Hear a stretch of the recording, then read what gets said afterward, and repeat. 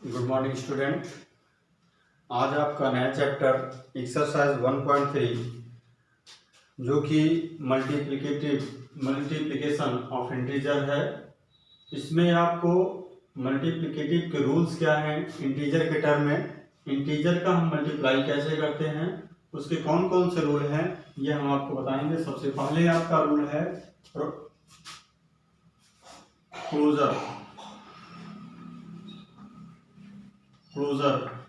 Property.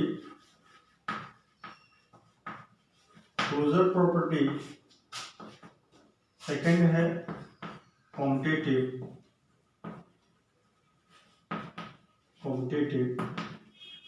Property.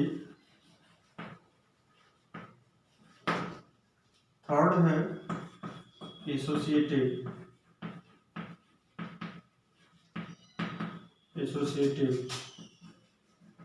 Property. Fourth है आपका active identity. Fourth आपका है मल्टीप्लिकेटिव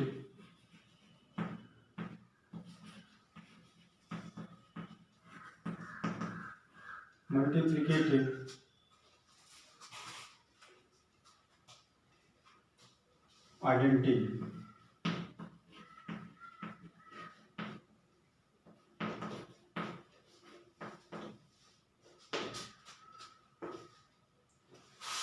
फिफ्थ रूल है आपका multiplicative inverse.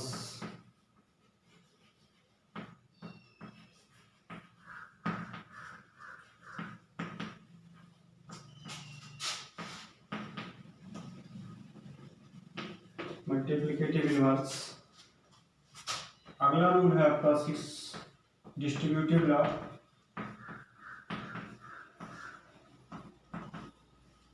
Distributive property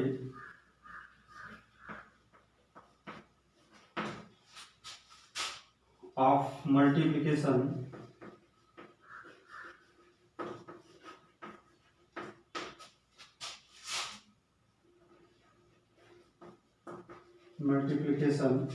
over addition.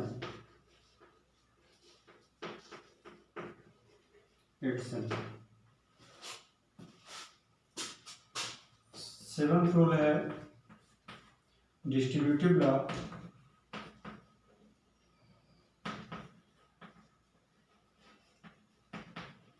Distributive property of multiplication over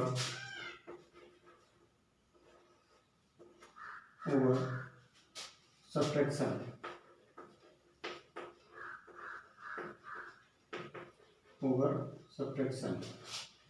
ये इसके बाद है मल्टीप्लिकेशन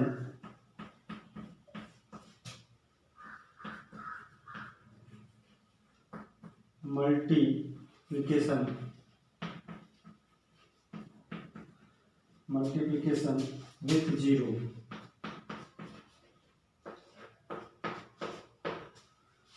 तो 8 रूल इसमें है प्रॉपर्टी ऑफ मल्टीप्लिकेशन में ऑफ इंटीजर का मल्टीप्लाई हम कैसे करते हैं। इसका जो फर्स्ट रूल है क्लोजर प्रॉपर्टी है।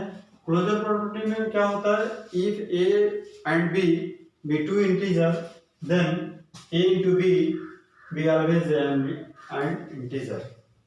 मतलब यह है कि अगर ए और बी कोई दो इंटीजर हो तो इनका मल्टीप्लाई ए इंटू बी ये भी एक इंटीजर ही होगा।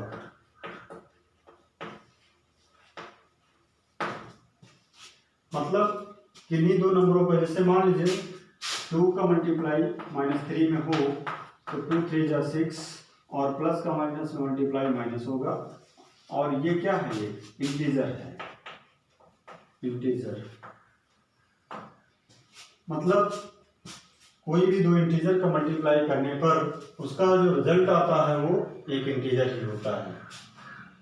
कॉम्पिटिटिव लॉ में क्या होता है, इसमें अगर दो इंटीजर हैं ए एंड बी, तो इसके आर्डर को इंटरचेंज करने पर मल्टीप्लाई करने से किसी भी दो इंटीजर का मल्टीप्लाई करने पर इसके वैल्यू पर कोई प्रभाव नहीं पड़ता है अगर इसके आर्डर को हम इंटरचेंज कर दें तब। जैसे मान लो a and b be two integers, then a into b equal to b into a.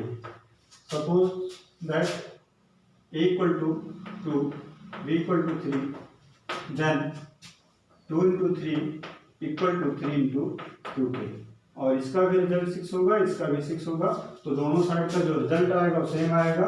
अतः commutative law multiplicative of integer पर फॉलो होता है। एसोसिएटिव प्रॉपर्टी इसमें क्या होता है कि किन्हीं तीन इंटीजर का मल्टीप्लाई ए बी सी, ये 3 इंटीजर हैं और इनका मल्टीप्लाई ग्रुपिंग में मल्टीप्लाई करें तो a into b into c, और इसके ग्रुप को इंटरचेंज कर दें then a into b into c, तो इसका रिजल्ट जो होगा वो सेम आएगा, जो ये रिजल्ट आएगा वही ये आएगा। अतः जो है associative property multiplication of integer पर फॉलो होता है। इसके बाद है मल्टीप्लिकेटिव आइडेंटिटी। किसी भी नंबर में हम ऐसे नंबर से मल्टीप्लाई करें जिससे उसके वैल्यू पर कोई प्रभाव ना पड़े तो उसे हम कहते हैं मल्टीप्लिकेटिव आइडेंटिटी।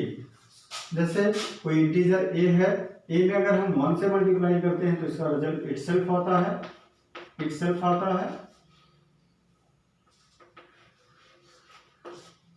तो ये जो है मल्टीप्लिकेटिव आइडेंटिटी 1 कहलाता है। 1 को हम मल्टीप्लिकेटिव आइडेंटिटी कहते हैं।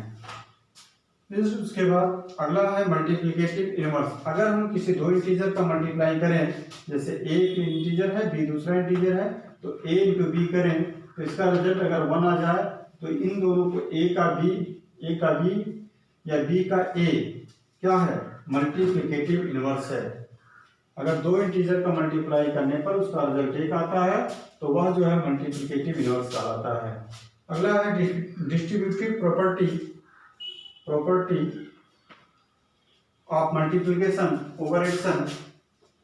डिस्ट्रीब्यूटिव लॉ क्या होता है, जैसे मान लीजिए a into B plus C equal to a का b में मल्टीप्लाई करते हैं a इंटू बी और प्लस कर देते हैं a इंटू सी के, इसी को डिस्ट्रीब्यूटिव लॉ ओवर एडिशन